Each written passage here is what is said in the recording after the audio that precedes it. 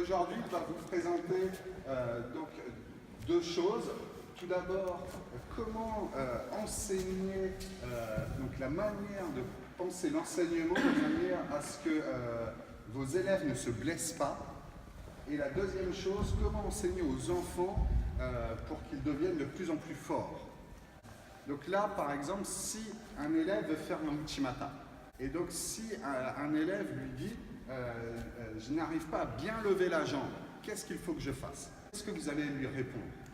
Il va montrer deux possibilités. Donc, il faut lever la jambe comme ça, ou un uchimata comme ça. Si on regarde bien, celle à gauche, la jambe est plus haute. La photo de droite, la jambe n'est pas bien haute. Pourquoi est-ce qu'il y a une différence comme ça sur les deux photos? Comment la personne de droite pourrait lever la jambe plus haute?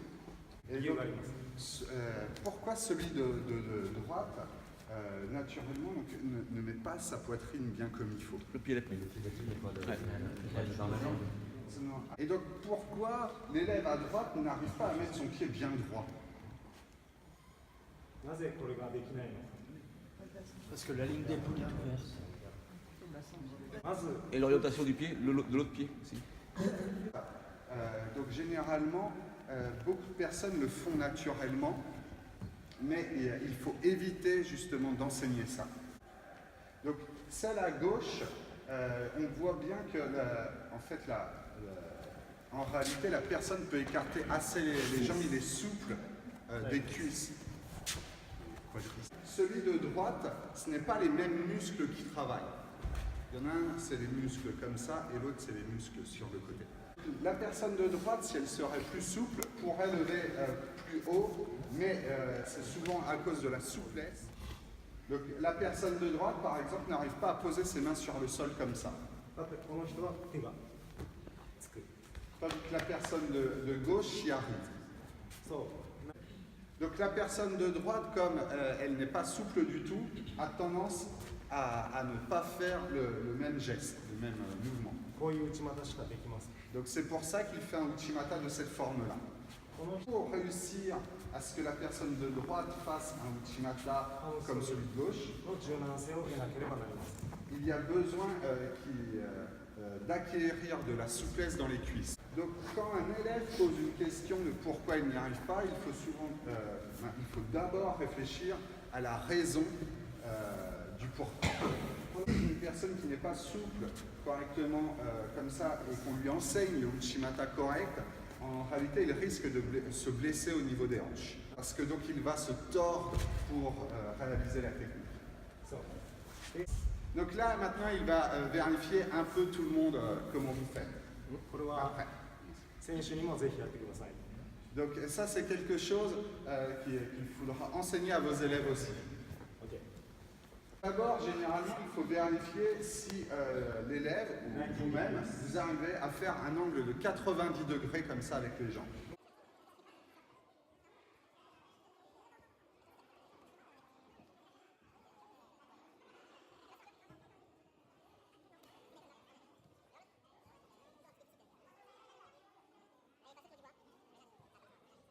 Faites ça presque dès le départ pour pouvoir adapter l'enseignement.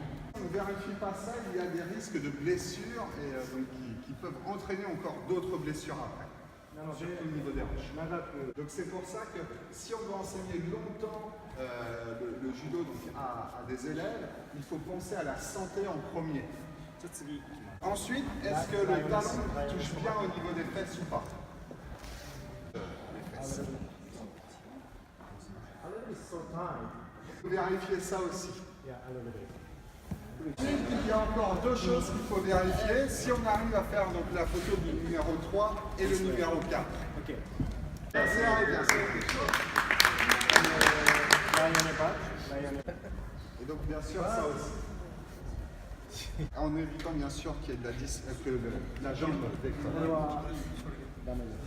Donc ça il ne faut pas. La jambe lève.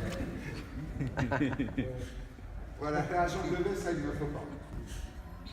No. You're so tight. You should care your. La première photo, donc c'est les muscles donc derrière la cuisse. Donc, la deuxième photo, donc il vient de dire que c'était les quadriceps. La troisième photo, donc c'est les muscles donc derrière la cuisse et aussi le dos. 腰が曲がらない人はこうなります。 Ceux qui n'arrivent pas à bien tourner, à bien plier le dos, voilà ce qui arrive. ハムストリングは柔らかいけど腰が曲がらない。 Alors qu'on a les muscles des cuisses bien souples, on n'arrive pas à bien se pencher. Voilà ce qui arrive. だからタイプが違います。 Donc il y a quand même des différences suivant les muscles. で、これが腰の中につながっている筋肉です。腰の中。 Donc la quatrième photo, c'est les muscles vraiment donc entre les deux jambes, これらすべ au て niveau des hanches. Ceux-là sont utilisés dans les techniques au judo, en judo en général. で、じゃあこういう姿勢になります。 En français, c'est les ischios sont trop durs. で、骨盤が後ろに下がるので、 Voilà on est généralement dans cette position-là. On peut créer des problèmes au niveau des vertèbres, de la colonne vertébrale et aussi des nerfs. Donc c'est pour ça qu'il faut bien être droit en général. Et ce sont ces muscles-là qui sont durs. this way. 太ももの this way. Voilà la position dans laquelle on va. 折れてしまう。 Et donc on risque de se casser des os. 特にジュニアの世代、15歳、13歳。 Donc surtout pour des enfants qui ont à peu près 15 ans. C'est très risqué. 気をつけないといけないですね。 Voilà, il faut bien faire attention. で、 Bien, donc enseigner bien, comprendre la souplesse, il y a plusieurs points importants. Entraînement de souplesse. Après la douche, ça peut être bien de le faire. 1回につき3 Les mouvements de souplesse, et quand on les fait, pour une fois, il faut à peu près 30 secondes et on les répète 3 fois. で、週3回。 Et il faut donc s'entraîner à la souplesse généralement 3 fois par semaine. 毎日。 C'est pas, bien sûr, on peut le faire tous les jours, mais ça revient presque au même. 3 fois par semaine ou tous les jours, on ne devient pas forcément plus souple rapidement. Donc c'est un type d'entraînement. Donc là, c'est des entraînements de souplesse donc statiques, et donc dès qu'il a mal, il doit dire stop. Il était étonné. How old are you? 13. 13? Yes. You should this. Bats-toi un petit peu. Alright. This is just a static stretching. Voilà, 30秒、30 seconds. Donc ça, il faut le faire à peu près 30 secondes. あと今からやるのは PNF ストレッチ。 Et donc maintenant, il va enseigner, donc ça c'était donc de la souplesse donc, statique, et maintenant de la souplesse PNF. Je ne sais pas si vous connaissez. 脳にアプローチします。 Donc là, c'est de la souplesse, mais en réalité, c'est plus un réflexe à cause du cerveau qu'on bloque. 筋じゃなくて脳にアプローチします。 Voilà, donc là, il ne fait pas par rapport aux muscles, c'est vraiment plus pour débloquer le cerveau, le blocage du cerveau. If I push your leg, your arm this way. Let it go. Donc il demande aux jeunes de pousser vers le bas, tandis que M. Sogabe lui résiste. Stop one more time. Donc encore une fois. Hein. Let it go. Go. Go. Go. Go. Okay, stop. Stretch. Let it go. Go. Go. Go. Go. Come. Hey. Stretch, relax. Let it go. Go. Come on. Okay. Hey, relax. Okay. Easy. C'est assez facile. Là, si on regarde bien, tout de suite, il est plus souple qu'avant. 脳がストップかけて Donc en réalité, donc, il était assez souple, mais son cerveau lui disait de bloquer, qu'il allait avoir mal.